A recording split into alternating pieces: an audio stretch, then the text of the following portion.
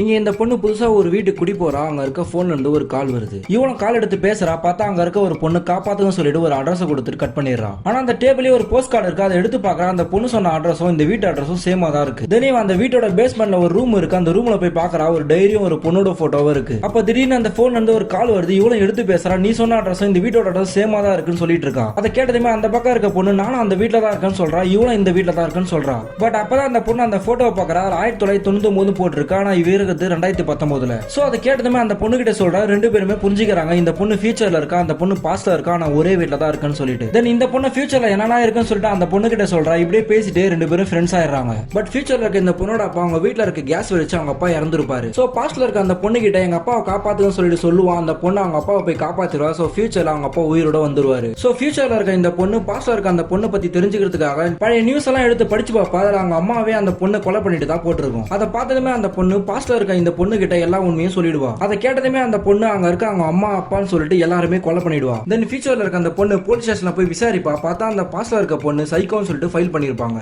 So இந்த பொண்ணு பாஸ்ட்ல இருக்க அந்த பொண்ணு கிட்ட நீ ஒரு சைக்கோ, அதனால உனக்கு ஹெல்ப் பண்ண முடியாதுன்னு சொல்லிடுவா. அந்த பொண்ணு கோவத்துல அவங்க அப்பாவை பாஸ்ட்ல கொலை பண்ணிடுவா. சோ ஃபியூச்சர்ல இருக்க அவங்க அப்பா மறைஞ்சிருவாரு. அதனால இந்த பொண்ணுக்கு ரொம்பவும் கோவம் வந்துடும். சோ அந்த பாஸ்ட்ல இருக்க அந்த பொண்ணு எப்படியாச்சும் கொலை பண்ணணும்னு சொல்லிட்டு பிளான் போட ஆரம்பிச்சிருவா. ஒரு பில்டிங்ல ஃபயர் ஆக்சிடென்ட் நடந்திருக்கும். அது தெரிஞ்சதுமே பாஸ்ட்ல இருக்க அந்த பொண்ணு அங்க வர சொல்லிடுவா. அவள் அந்த ஃபியூச்சர்ல இருக்க அந்த பொண்ணு சொன்னதை கேட்டு பாஸ்ட்ல இருக்க அந்த பில்டிங்கே வந்துருவா. பட் வெளியே நாய் குலைச்சிட்டு இருக்கும். அந்த பொண்ணு அதை பார்க்க போவா. பார்த்தா அந்த பில்டிங் வெடிச்சிருவா. அந்த விபத்துல இருந்து அந்த பொண்ணு தப்பிச்சிருவா.